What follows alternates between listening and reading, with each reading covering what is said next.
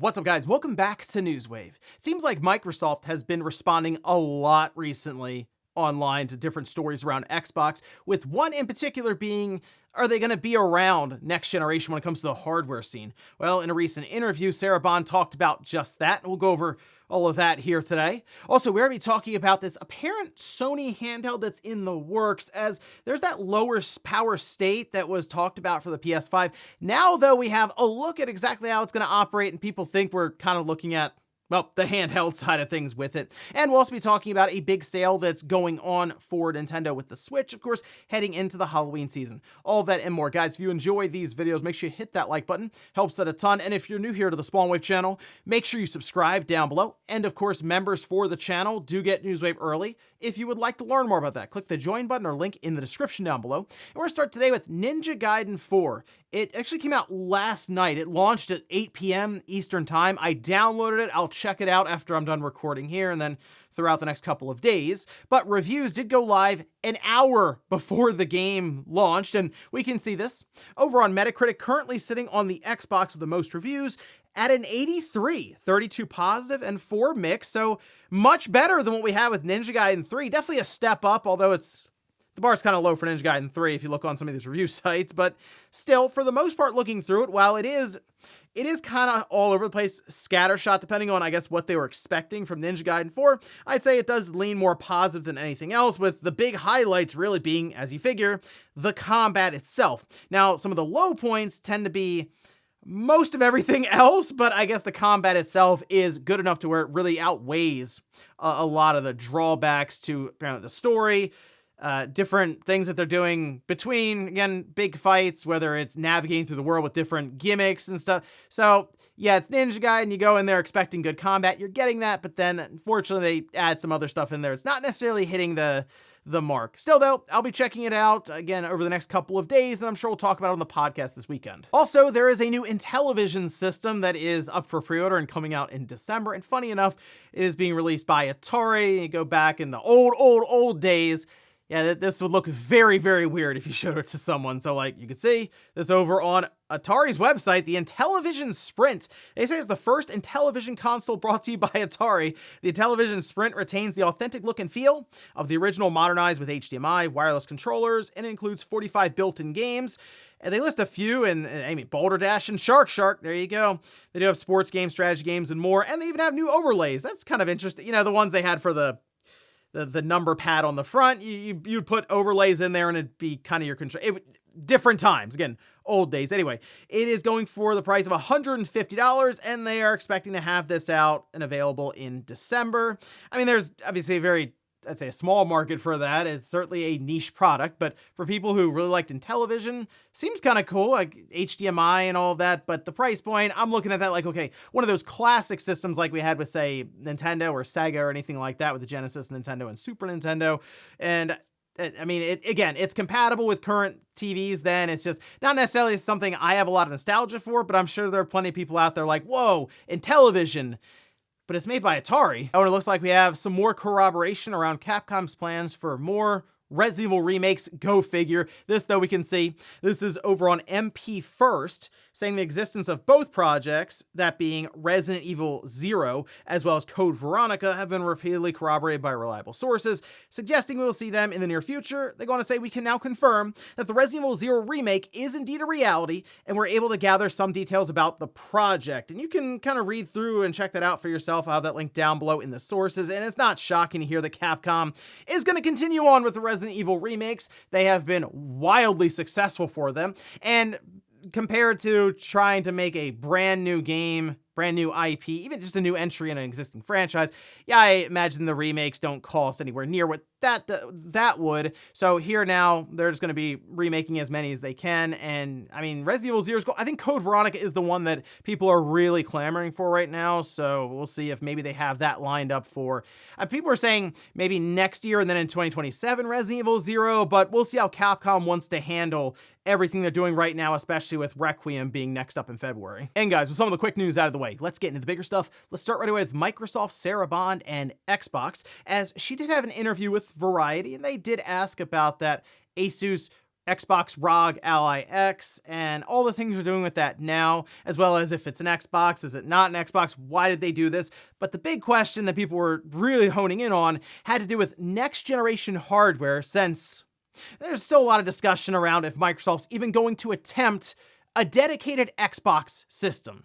As in, it's not going to be, Asus coming in, Lenovo, Dell, people have talked about, all these other companies that make PCs come in and just slap an Xbox sticker on it. Some are thinking that's how they're going to approach it, similar to this ROG Ally X with the Xbox logo on it. Though, we can take a look over on Variety. Now, we'll start at the top here as they were talking about the ROG Ally X and sort of why they went with Asus to make their Xbox handheld. She said to really begin to transform the experience and take it to the next level in a way that we could do partnered much quicker and in a much more innovative way than we could individually with what we were each doing. Yeah, that's the thing. We know now Asus, obviously, with their ROG Ally and their ROG Ally X, they have everything set up as it is to produce the unit significantly faster. I mean, it really probably cut down on years of just development, R&D, prototyping. Microsoft comes in, partners with them, and yes, releases what, if you look at it, is a handheld PC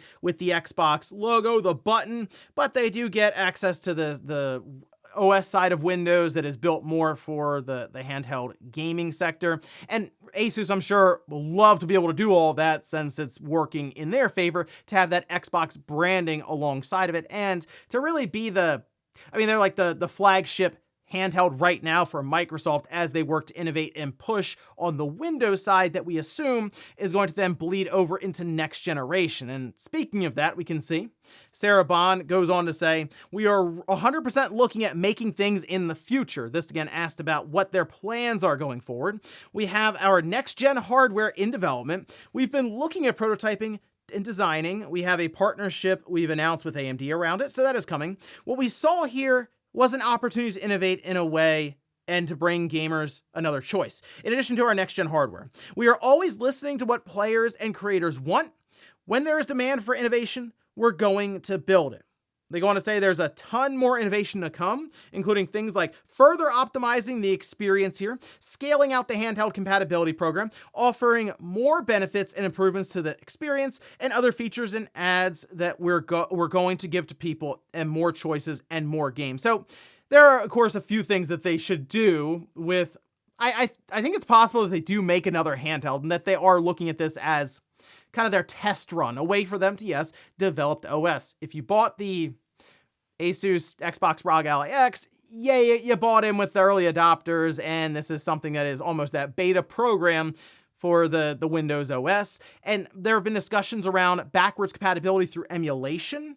I think that was mentioned over on the Xbox 2 podcast with Rand and Jed. Like, they were talking about the idea of that, and it seemed like that's something Microsoft could be working on right now, to be able to play some of your back catalog of Xbox console games through an emulation layer, even on your Windows PC. And I think that would be crucial for them because it would be a very awkward conversation to have with everyone to say, hey, some of your stuff for backwards compatibility that have worked up until now, not gonna work in the next generation of Xbox consoles.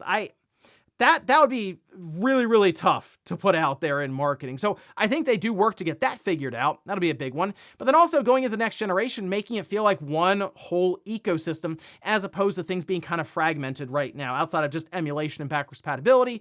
How these Game Pass tiers work out once again, where PC doesn't pay for online, but Xbox does. But now this Xbox is also a PC. How does that work exactly? Again, a lot of stuff they need to figure out. But yeah, we've heard it over and over and over again. Microsoft does seem like that they are working towards some sort of next generation box, like an actual Xbox, not, hey, Asus or Dell made a PC and it has an Xbox logo. No, it sounds like they're going to make an actual box. So we'll see how all of that works out when they're ready to show it. But the way they're talking about it here kind of sounds 2027-ish. So originally we thought maybe 2026, but might be an extra year. So we'll see how all that works out when they're ready to talk more about it. Next up, let's talk about that apparent PlayStation handheld that is in development. And Sony is making some interesting moves on the PS5 that are really hard to justify outside of them doing their own test run and preparing for the potential of a PlayStation 5 portable, and maybe then also working into it playing PS6 games, since What do you think the cross-gen's gonna look like for that? Really, the jump from PS5 to PS6, I think will be pretty minimal, and with how long the PS4 was still getting games for the PS5 generation, I think this could be an extended cross-gen that would work out very well, actually, for a handheld that could sit kind of between generations and give you its own portable experience. Well, there is a low-power mode that Sony had introduced in an update, but we were still waiting for certain games to get them that they had announced, so we could see what kind of effect it would have. Well, people started posting up on different forums like, hey, it's actually working right now for Demon Souls, and people decided to start posting images like you can see these here. This is from Reset Era, where they were saying that Demon Souls has now been patched in to add its power saver mode, and they cut the frame rate in half, and they lowered the resolution. You know, I saw this and immediately thought, that kind of feels like what happens when we have games go from, you could even say the PS5, to like the Switch or the Switch 2. We'll hear about, oh, the frame rate's lower. You know, and that's just how they made it work, or the resolution's not quite as high. That's exactly what that, sounded like and reminded me of. And they have a toggle in the menu system for visual mode down to power saver. And then we started to see that you can have power saver for games and toggle it in a per game basis. So we're expecting, of course, more games to be added. I believe we're going to see that with Death Stranding 2. That will be a real interesting scenario there to see what exactly happens with frame rate and resolution, how it can still look in that mode. And then we just have full video. This is an unlisted video that was posted. It's just by question marks. And it shows, once again, Demon Souls running lower resolution, lower frame rate. I've been trying to think, what's the use here for power saver mode? Like, how many people out there are thinking, oh great, instead of 160, 170 watts or something, it's less than 100. It's like, great, I guess. No, to me, this seems like it does play in more and more to the idea of, let's work on ways to lower power draw because we are working on this handheld internally, and we don't want the thing to have 30 minutes of battery life. We need to work around this with developers, first party, and eventually, of course, third party, or come up with a way to have a profile in the background for developers to be able to transfer their games over easily to the handheld, because that will be a massive hurdle for Sony to overcome here.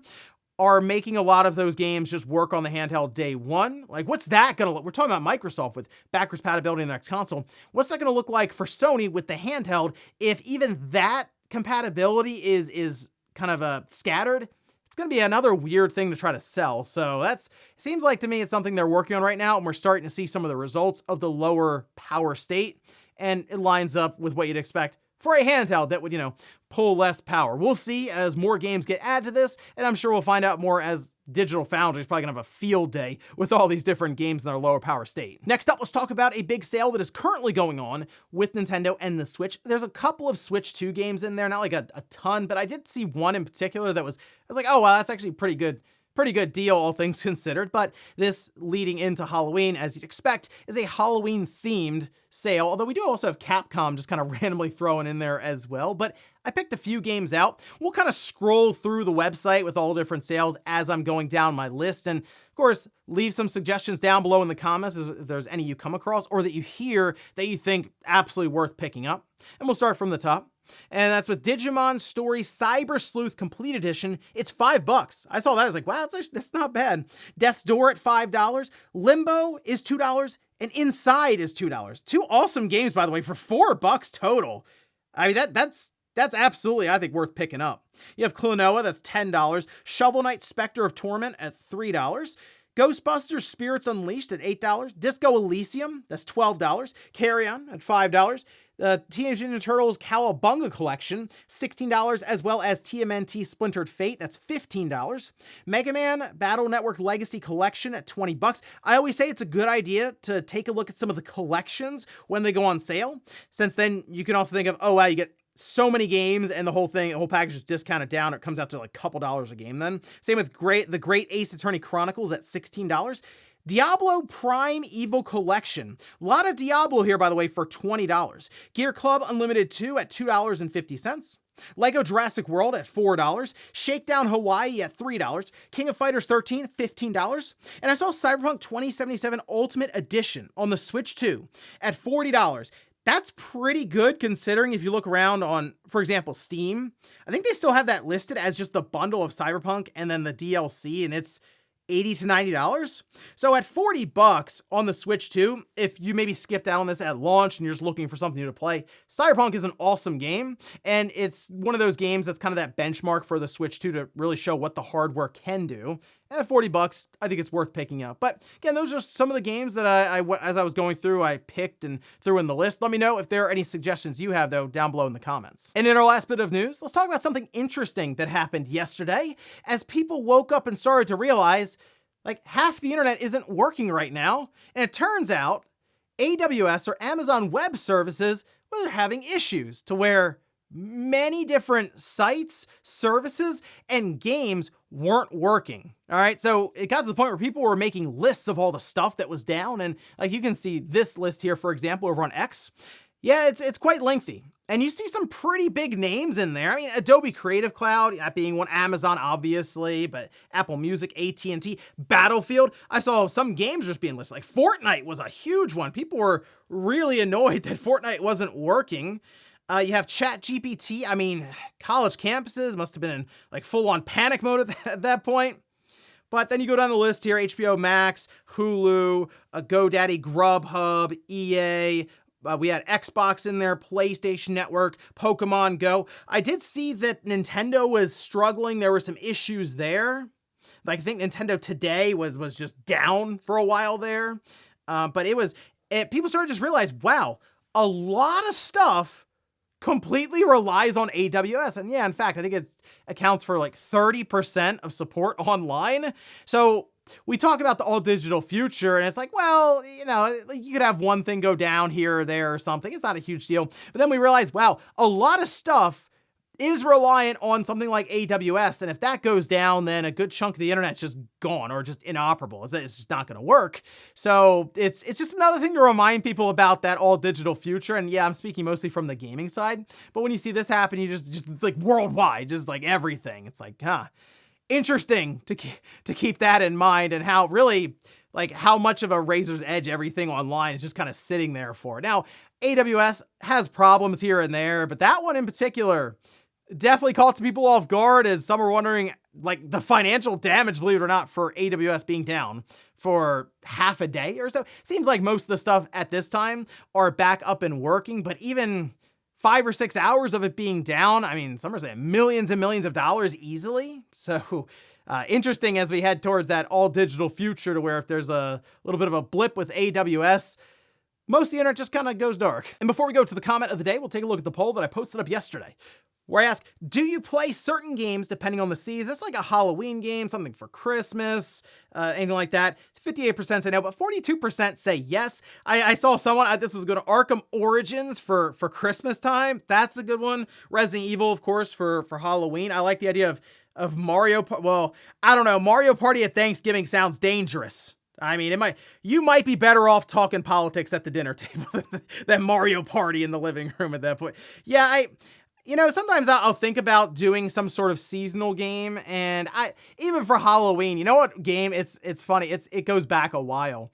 One game I think about at Halloween, well, there's like 2 games, and it's from the 360 era, and it's kind of funny. Costume Quest was a game that I really liked back in the day, and obviously it's Halloween themed. Shadow Complex, though. I know. I'll just randomly pop it on here and there around like Halloween time, believe it or not. For some reason, I connect that to Halloween. Maybe it's around when I played it or something. I'm not sure.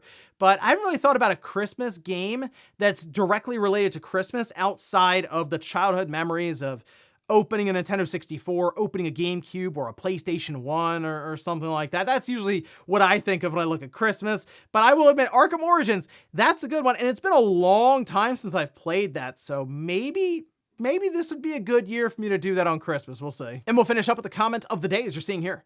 This is from JJ442X saying, Mike Odyssey just put out a post that Nintendo renewed the Virtual Console patent very recently.